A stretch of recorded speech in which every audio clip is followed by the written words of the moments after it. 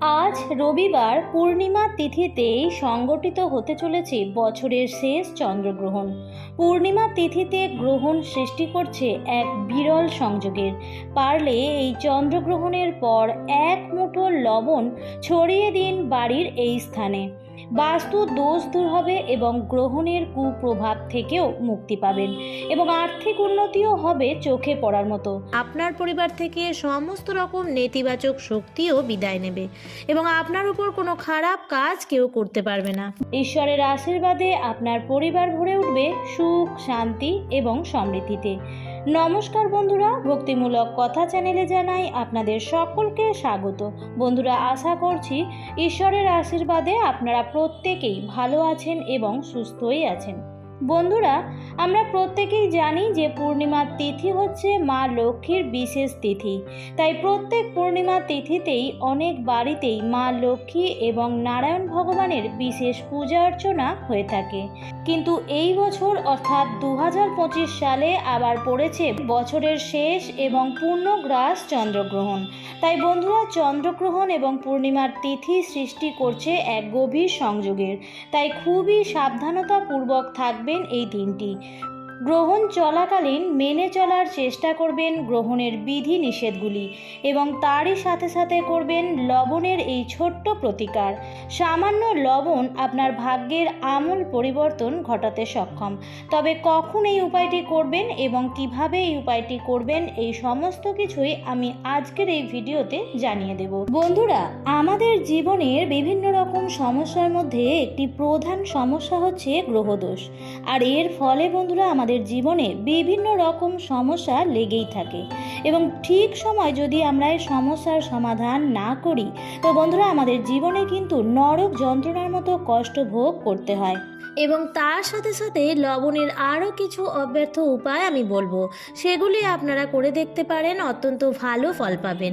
এই প্রত্যেকটি উপায় কিন্তু একেবারে পরীক্ষিত এবং প্রমাণিত উপায়। তবে মূল পর্বে যাওয়ার আগে আমার সকল বন্ধুদের কাছে একটাই অনুরোধ করব যে ভিডিওটি সম্পূর্ণরূপে দেখবেন এবং দেখার পর ভালো লাগলে অবশ্যই কিন্তু একটা লাইক করবেন এবং কমেন্টসে লিখবেন জয় মা লক্ষ্মীর জয়। এবং বন্ধুরা, ভিডিওটি শেয়ার করবেন আপনাদের নিকট আত্মীয় স্বজন এবং বন্ধু বান্ধবদের সাথে। চলুন বন্ধুরা, আসা যাক মূল পর্বে। প্রথমেই জানিয়ে দিচ্ছি পূর্ণগ্রাস চন্দ্রগ্রহণের সময়সূচি। গ্রহণ স্পর্শ হচ্ছে রাত্রি 9:57 গ্রহণ মধ্য রাত্রি 11:41। গ্রহণ মোক্ষ বা সমাপ্তি রাত্রি 12:23। গ্রহণ স্থিতি 3 ঘন্টা 30 মিনিট। গ্রহণ পূর্ণগ্রাস স্থিতি 1 ঘন্টা 23 মিনিট। বন্ধুরা, পরিবারের নেতিবাচক শক্তি দূর করার জন্য বাস্তুশাস্ত্রে নানান উপায় সম্পর্কে জানানো হয়েছে। লবণ ও সৈন্ধব লবণ বিভিন্ন নেতিবাচক শক্তি দূর করে পরিবারের সুখ সমৃদ্ধি বজায় রাখে। পাশাপাশি জীবনে আগত সমস্ত বাধা দূর হয়। বাস্তুশাস্ত্রে নুন বা লবণের কিছু উপায় একাধিক বাস্তু সমস্যা দূর করতে পারে। লবণের উপায়ে পরিবারের লক্ষ্মী আগমনের পথ প্রশস্ত করে। পরিবারের সদস্যরা জীবনের সমস্ত ক্ষেত্রেই সাফল্য লাভ করে এবং সুখে শান্তিতে জীবন ভরে যায়। আপনি সাধারণ লবণ অর্থাৎ সাদা নুন, যেটি আপনি রান্নায় ব্যবহার করেন, প্রতিদিন খাবার হিসেবে গ্রহণ করেন, সেই সাদা লবণ দিয়েও এই উপায়টি করতে পারেন। তাছাড়াও যদি আপনার ঘরে সৈন্ধব লবণ থাকে, তাহলে সৈন্ধব লবণ অত্যন্ত ফলপ্রদায়ী, সেটি দিয়েও আপনারা করতে পারেন। তবে বন্ধুরা, এটা এমন নয় যে সৈন্ধব লবণ দিয়েই আপনাকে করতে হবে। তবে সৈন্ধব লবণ যেটি হয় সেটি বেশি শুদ্ধ হয়। এটা সাদা লবণের থেকে আরও বেশি শুদ্ধ হয় এবং আরও বেশি কার্যকর হয়। তবে আপনি দুটোর মধ্যে থেকে যে কোনো একটি লবণ দিয়েও করতে পারেন। আমরা জানি যে গ্রহণ ছেড়ে যাওয়ার পর ঘর বাড়ি পরিষ্কার পরিচ্ছন্ন করে নিতে হয়, কারণ গ্রহণে পরিবেশের নানা রকম নেতিবাচক শক্তি বৃদ্ধি পায়। তাই গ্রহণ ছেড়ে যাওয়ার পরে স্নান করতে হয় এবং ঘরবাড়ি অবশ্যই ভালো করে পরিষ্কার পরিচ্ছন্ন করতে হয়। তবে সেই ঘর পরিষ্কার পরিচ্ছন্ন করার যে জল, সেই জলের মধ্যে আপনারা 1 চামচ পরিমাণ সৈন্ধব লবণ মিশিয়ে সেই জল দিয়ে ঘর মুছবেন। এর ফলে গ্রহণের যে কুপ্রভাব তা দূর হয়ে যায়। এছাড়াও এই কাজটি আপনারা প্রত্যেক দিনই করতে পারেন, তবে শুধুমাত্র বৃহস্পতিবার দিনটি বাদ দেবেন এবং চেষ্টা করবেন সেই জলটি বাড়ির বাইরে ফেলার, অর্থাৎ ঘরের মধ্যে বেসিনে না ফেলে আপনি ঘরের বাইরে ফেলার চেষ্টা করবেন। এর ফলে আপনার বাড়ির মধ্যে যে নেতিবাচক যা কিছু আছে, যার ফলে আপনার আয় উন্নতিতে বাধা আসছে, সেই সমস্ত কিছুই আস্তে আস্তে কেটে যাবে। দ্বিতীয় যে উপায়টি আপনারা করবেন সেটি করবেন আপনাদের বাড়ির বাথরুমে। বন্ধুরা, বাথরুম এমন একটি জায়গা যেখান থেকে সব থেকে বেশি নেতিবাচক শক্তি বৃদ্ধি পায়। অর্থাৎ একটা ঘরের, একটা বাড়ির যে বাস্তু, তার মধ্যে নেতিবাচক শক্তির যে বিস্তার, তা কিন্তু বাথরুম থেকেই হয়। প্রথম হচ্ছে একটি স্বচ্ছ পাত্র নিয়ে নেবেন।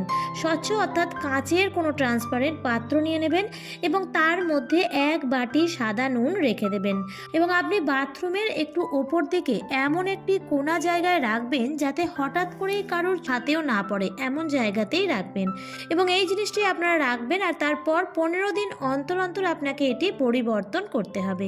এই যে লবণটি একটি স্বচ্ছ জায়গায় ভরে রেখে দিলেন, এটি আপনার বাথরুমে যে নেতিবাচক শক্তিটা তৈরি হচ্ছে সেটি শোষণ করে নেবে। আপনাকে তারপর সেই লবণটি বাড়ির ত্রিসীমানার বাইরে কোথাও গিয়ে লবণটিকে ফেলতে হবে। আপনি কোনো চৌমাথার মোড়ে গিয়ে বা যে কোনো অজানা রাস্তায় গিয়েও ফেলে আসতে পারেন, কিন্তু আপনাকে এটি 15 দিন অন্তর অন্তর পরিবর্তন করতেই হবে। এতে আপনার বাথরুমের সমস্ত রকম নেতিবাচক যে শক্তি সেটি শোষণ করে নেবে। এবং সব শেষে বলবো যে ঘরের সার্বিক বাস্তু দোষ এবং সবার উন্নতি এবং মঙ্গলের জন্য আপনারা বাড়িতে ঠিক 1 মুঠো পরিমাণ লবণ, আপনার হাতের মুঠোর 1 মুঠো পরিমাণ লবণ নেবেন এবং ঘরের মধ্যে পূর্ব থেকে পশ্চিমে 3 বার ঘুরিয়ে সেই 1 মুঠো লবণ নিয়ে আপনার বাড়ির উঠোনে চলে আসবেন এবং উঠোনের যে উত্তর পশ্চিম কোণটা আছে সেই কোণের মধ্যে সেই 1 মুঠো লবণ ফেলে দেবেন। এটি আপনি আপনার ঘরের, আপনার বাস্তুর মধ্যেই করবেন। তবে এর মাঝখানে আপনি আর কোনো কাজ করবেন না। অর্থাৎ সারা বাড়ি যখন লবণ নিয়ে প্রদক্ষিণ করবেন, তারপর যখন লবণটি নিয়ে ঘরের বাইরে ফেলবেন, এর মাঝখানে আপনি আর কোনো কাজ করবেন না। দেখবেন বন্ধুরা, এর ফলে আপনার ঘরের সমস্ত রকম বাস্তু দোষ, নেতিবাচক শক্তিগুলো উধাও হয়ে যাবে এবং আপনার জীবনের অর্থ আগমনের পথ প্রশস্ত হবে। আমি জানি যে অনেকের মনেই হয়তো হবে যে চন্দ্রগ্রহণ ছাড়ছে তো মাঝরাতে, যদিও চন্দ্রগ্রহণ চলাকালীন ঘুমাতে নেই, কিন্তু তবুও অনেকের পক্ষেই হয়তো অত রাত অবধি জেগে থাকা সম্ভব নয়। তাই তাদের উদ্দেশ্যে বলবো যে পরদিন সকালে, অর্থাৎ আগামীকাল সোমবার সকালে আপনারা এই উপায়টি করবেন। আমার আজকের পর্বটি এই পর্যন্তই। ভিডিওটি দেখে যদি ভালো লাগে তাহলে অবশ্যই লাইক, কমেন্ট এবং শেয়ার করতে ভুলবেন না এবং এই ধরনের আরও ভিডিও পাওয়ার জন্য বা চ্যানেলে যদি নতুন হয়ে থাকেন তাহলে অবশ্যই চ্যানেলটিকে সাবস্ক্রাইব করে পাশে থাকা বেল আইকনটির অল লেখাটিতে ক্লিক করে দেবেন। আবারও দেখা হবে পরবর্তী নতুন কোনো ভিডিওতে। ভালো থাকবেন, সুস্থ থাকবেন, ধন্যবাদ।